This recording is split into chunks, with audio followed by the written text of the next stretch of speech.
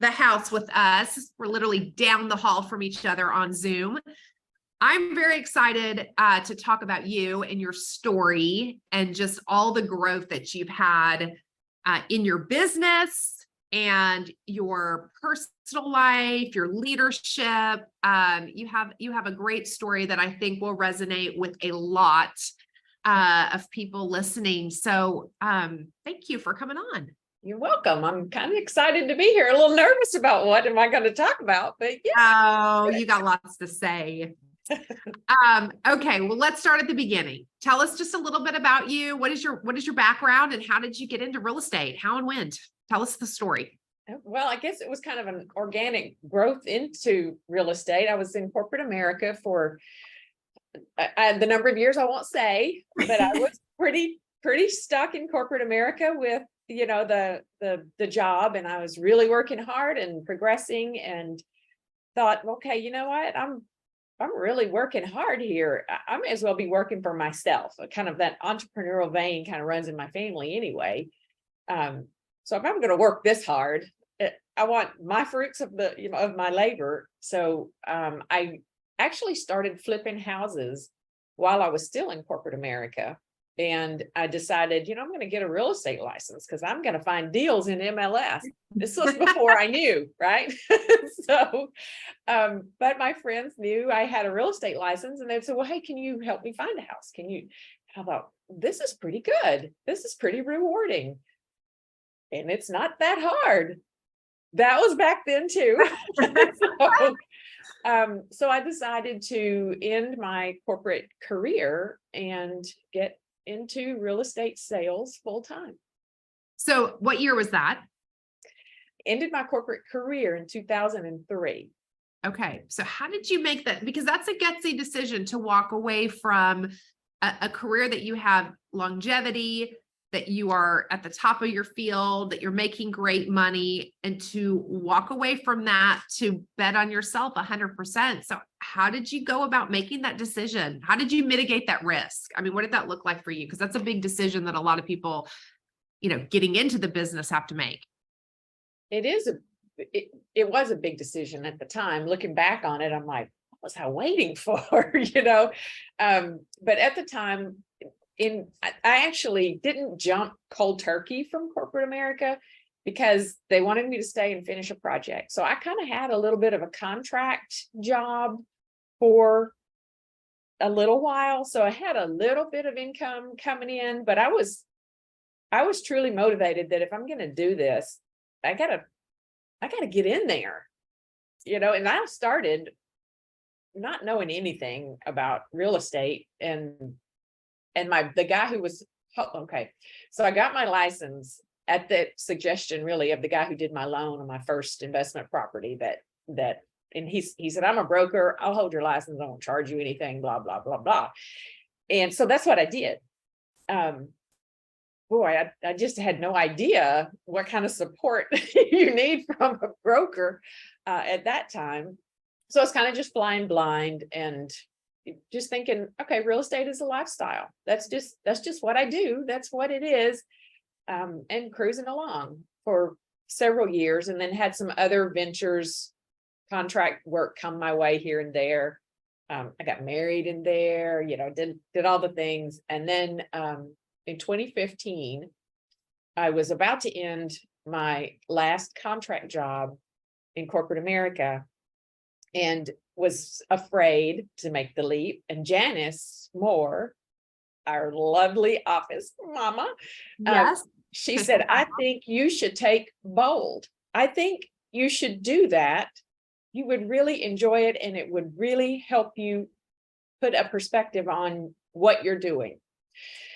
I was like, okay, I'm going. And it was a lot of money. And so I went, and the day I graduated from Bold, I terminated my contract with corporate America and went full force into real estate, because now I viewed it as a business, not as a lifestyle thing that I just do driving around in my car kind of thing. This is a business. There are business models to follow. There is a process there, and it's been successful for many, many people. So get in there and do it. So I would say that bold really was the It was kind of your springboard. launch. Yeah. It was the launch into actually working real estate as a business. That's awesome. So if anybody is listening to this and they don't know what Bold is a 7-week coaching program.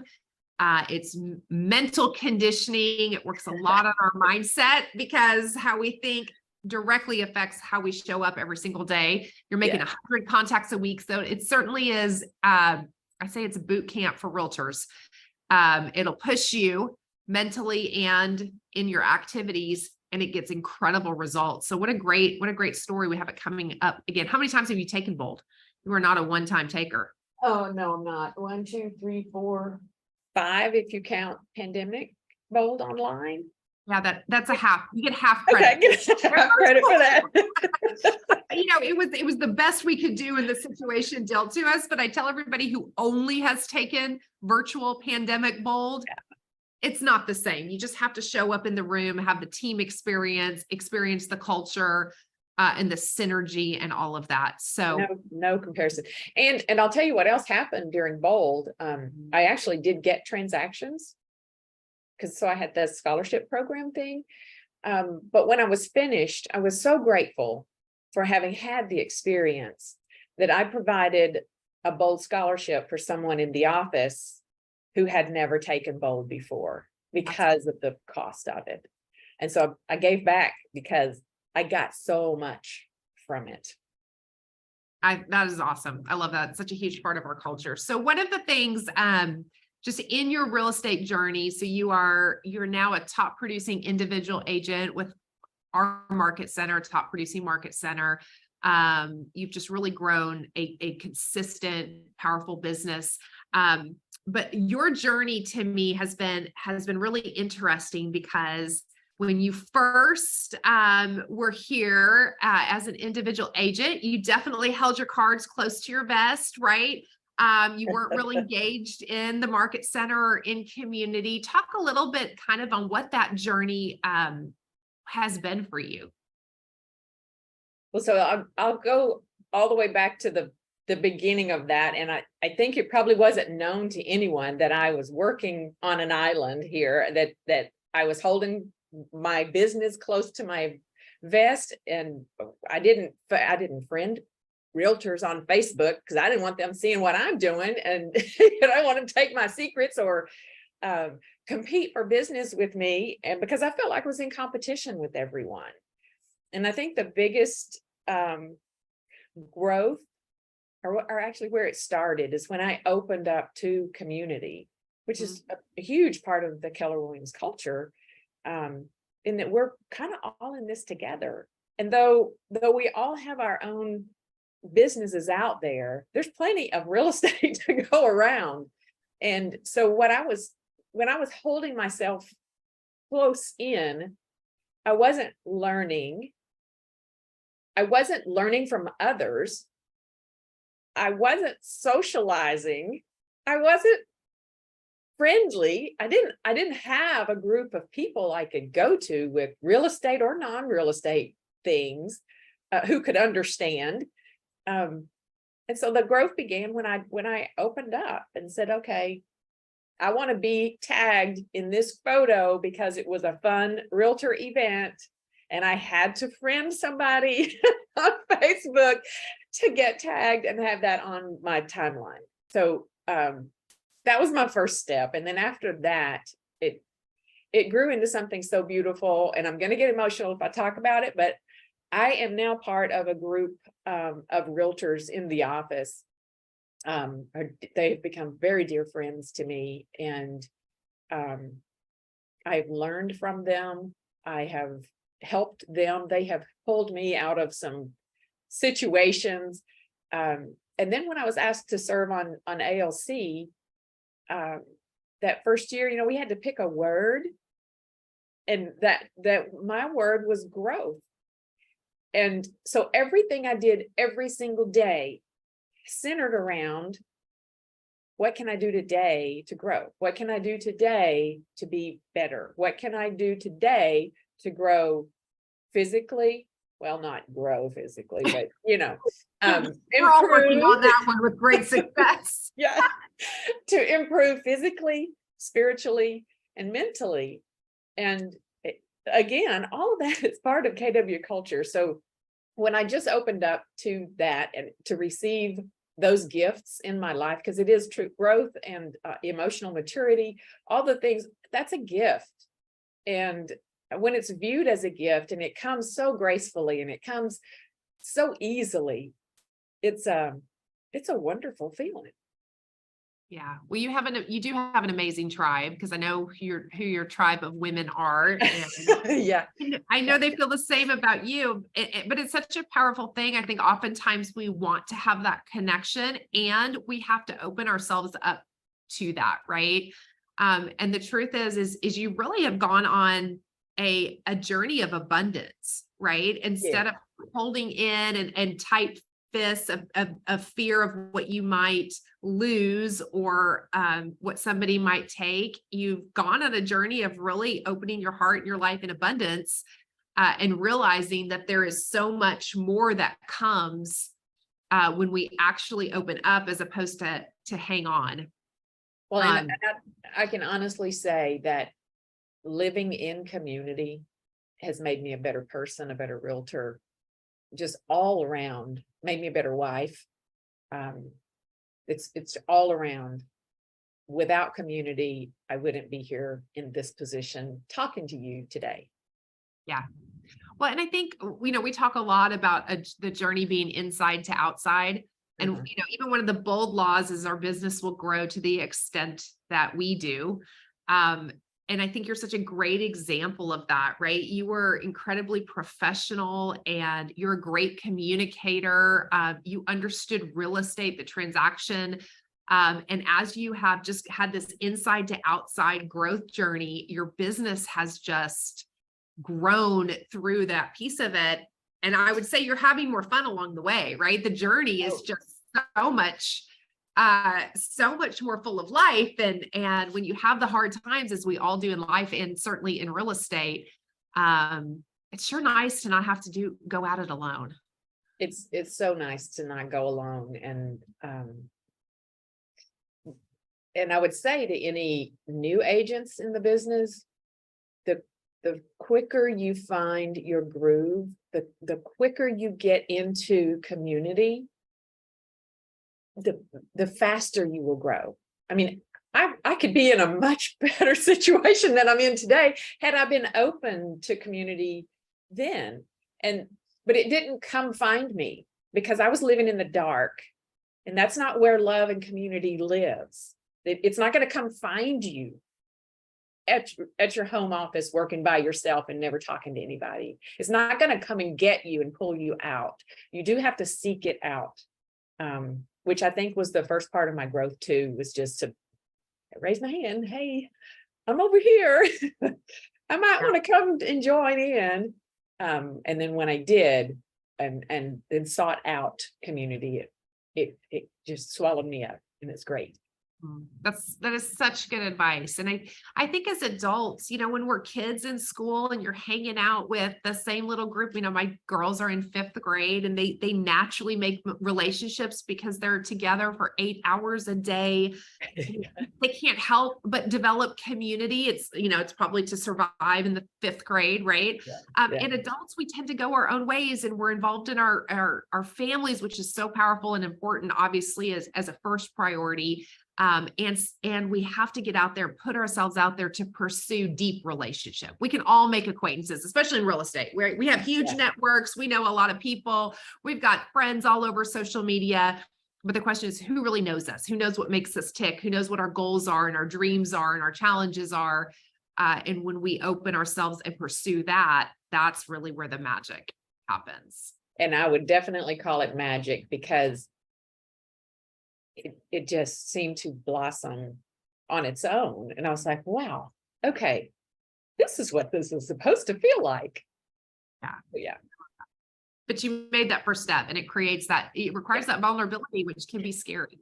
It was scary. And because I've always been the one with the answer, I've always been the one who knows. I've always had the answer. And for me to go out like that and seek something that I didn't know there was an answer, much less know what the answer is. Mm. And then I didn't realize the answer to why am I like this was because I didn't have community. I wasn't reaching out, and new agents in the office, circle the fourth floor. There are tons of people up here who are ready to help. Don't stay out there in the dark. You gotta come to partners meeting, come to ALC meetings, just come to the functions and open up, and it just blossoms. It's like watering a plant. It just grows. Yes, I love that. So, okay, so let's talk a little bit about your leadership journey, because you've gone on a journey just of relationship and tribe and community. And along with that, though, you've also gone on a leadership journey. So you've been on our ALC Agent Leadership Council for 3 or 4 years, 4 years, three. I don't know. So long we've lost count. Yeah. COVID was the first one. So it's been 3, I guess. 3. Okay. So, so you agreed to serve. So if, our ALC is a board of directors, essentially, in a Keller Williams Market Center. And there's a covenant that you signed, right, where you agreed to really give back, but also commit to growing your business, right, and to being a model and example, right, of KW culture, model systems, all of that. You lead a committee. But it's been a growth journey for you, and you have truly become a leader in the market center, not because of your position, but because of how you show up and how you think and how you lead and care about the people around you. So talk about that journey, because that was a big thing for you stepping into that. It really was another thing I didn't have the answer to, but I did it anyway. Feel the fear and do it anyway. So my definition of leader through my life has always been that thing of authority who tells me what to do all the time. That's a horrible definition for anyone listening. Just so I know it's terrible. But that was what I thought a leader was, a boss. That because I always related it maybe to work in corporate America, and they're leading this department. Well, they're just calling the shots and they're telling us what to do, and it rolls downhill kind of thing. What I have come to understand is that leadership is gathering the right people to go toward a common goal, and everyone contributes, so everyone feels the win. So the first thing I did, I think maybe this was during COVID, when we did those community groups. Remember when we had those every week? And I chose the listing appointment, the listing piece of our business as something to promote. And so I had to give a lesson plan. I had to get this stuff together. And what happened out of that is I put together a group of people who helped get it across the finish line. And I was like, oh, this is what leadership is. And you know what? It feels good. I'm not just bossing people around. This is a group effort. And so that really kind of, again, primed the pump for more growth and more emotional growth through that, because you just learn so much. I learned so much about myself and became so self-aware of how dark I was living, because now I'm out here and I'm growing and learning and leading people in a way that I'd never been led. And it feels really good. Awesome. So that leadership journey for you, there's a direct correlation right into your business, because you're now at a place in your business that and have been for a little while, looking for just that right talent to hire that first full-time assistant. And what I tell people all the time that are moving from being a great real estate salesperson to wanting to grow a business, meaning succeeding through others, growing a team, hiring those first admin, eventually, sales agents, buyers agents. The number one skill set we know as an individual producer is lead generation, but the number one skill set we have to have as that business owner is leadership. Because if we Otherwise, we're just people collectors and it's a revolving door and we're a mess. And we actually become less profitable, more stressed, right? It's a terrible situation where we don't do that, right? And learn that leadership growth. And so what's been really neat for you, I think, is you've been in a leadership school through the ALC and through growing your leadership so that you are able to translate that into your business. So talk to us about just making that first hire and that process and kind of your thought mentality that is different maybe than it would have been, hiring, 5 or 6 years ago. 5 or 6 years ago, I wanted to hire a taskmaster. I could just tell them what to do all day. The journey I've been on through leadership growth and looking at hiring an assistant or growing a team, I started with the career visioning. I took it 4 or 5 years ago. No, I took it 3 or 4 years ago. Anyway, it just whoosh right over my head. I was like, what are they talking about? This is terrible. Well, I took the KPA, I went through the process and just reading the KPA, I was like, holy cow, this is pretty good. Anyway, so going through the career visioning process and really learning how to talk to people and how to convey my vision and communicate, really was some more growth for me as a leader. But I also began to realize that I am good at what I do. I can do this, but I can't do it all.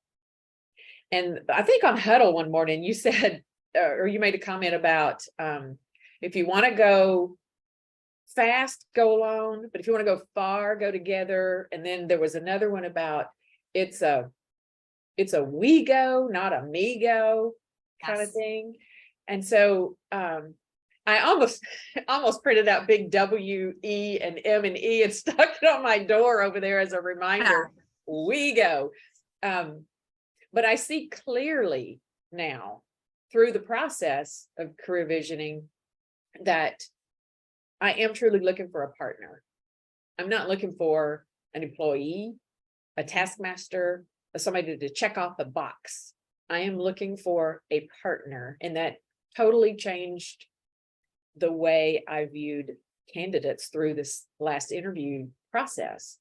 So it's a partner, it's a partnership to begin. This first hire is so important. It is so pivotal to getting the ship righted so that I can do what I'm good at and that they can do what they're good at. Yeah. Well, and 100%. And we do a career visioning mastermind every month with agents, either hiring a first assistant, hiring, additional team members, right, that are kind of all going through the process, committed to using a model and system.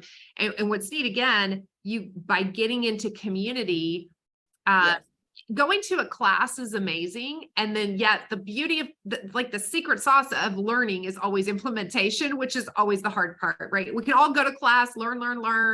And yet to actually do the process and commit to it and to slow down a little bit. There's always a slowdown to speed up in growth. And so you've taken that mentality of community, right, and brought it into meeting monthly. I think actually one of our favorite meetings that we ever had was last month when you brought the KPA and all of your interview notes and everything to the meeting, and you basically made your case for the offer you were going to make to your new operations person, and everybody gave you feedback. They challenged some things, they questioned some things, so that you were able to go back and really ensure that the hire was the right one at the right time under the right conditions. It was so beautiful just to see that community come together and support that, so you're not out there doing it alone. I was very grateful for that. I didn't expect that to happen. That wasn't the plan, but we did go off script that day and it was perfect. Right. But again, that's the beauty of hanging around with people who are kind of in the same boat, who are thinking the same thing, because we all think about it a little differently. and when we began the discussion, I was just like, holy moly, they're trying to help me. They really are. And they did. After all these years. They really did. But I was open to it. Whereas before I would have always kind of thought, well, I've got the answers here. I don't know why I'm even telling them what I'm going to do, because I'm just going to do it. But to have that feedback from them, I love it. to have that feedback from them was invaluable. And then you suggested that we do a group lunch too. And so another group of agents who aren't hiring assistants, but they know me well, actually took the candidate and did a lunch and kind of did a mini, and then we debriefed after. I would tell you, it's just such a gift. The whole process has been a gift for me. And now I've got a great person that I'm so excited about her coming next week. She starts. It's very, very exciting. And now it's going to be the whole implementing the 30, 60, 90 process, right? And actually, I think that's, in my opinion, the harder part of hiring is setting somebody up for success and really training them well, empowering them, but your leadership journey has enabled you to attract talent, right? Whereas if you have the mindset that you want to hire somebody who's just going to punch a task list and get things done and do what they're told to do, that there will always be a ceiling of what that person accomplishes. Right. And a true talent that wants to own their role and help you grow and take your business to the next level and really be a partner will not be attracted to working with somebody who doesn't empower them and create an environment to grow. So by lifting your leadership lid, not only are you ensuring that the person that you hire is going to be led well, but you're actually ensuring that you hire a different kind of human, right? A different type of talent level. Right. Right. So this assistant is a different personality than what I would have hired had I not gone through career visioning. Yeah. Just point blank. But I think it just opens up that we all have gifts and we all have talents. And when we have a common goal that we can all get behind, it's easier to get there. That's where the magic happens. Yeah. Really, truly. No matter how talented we are solo, whether that is, in regards to who we're surrounding ourselves with in a tribe, growing our leadership around fellow leaders that are going to challenge us, or growing our teams and the people we're in business with, it will always be better. We will always go farther. Always. I can't really think of one thing solo that is better, right? Even solo activities, people have teams behind them, right? The best golfers in the world, they have caddies, they have coaches, they have people cheering them in the sections. I'm trying to make you a sports analogy. I should really not do that. I was like, but it's true though. It's true. It's all about the community and the people you surround yourself with. And again, you have to seek that out. It's not going to come to the dark and get you. It's out there for the taking. And our office is full of that kind of community. I mean, it's a buffet. It's there for the taking. You just got to go get it. Yes. Kathy, thank you for just being so transparent about your journey. You just don't mince words. You are the real deal through and through. What you see is what you get every single day. So I'm just so proud to be in business with you. You are a great partner. You're one of my people that I love to do life with and leadership with. So I appreciate you so much. So thank you. Well, you're very welcome.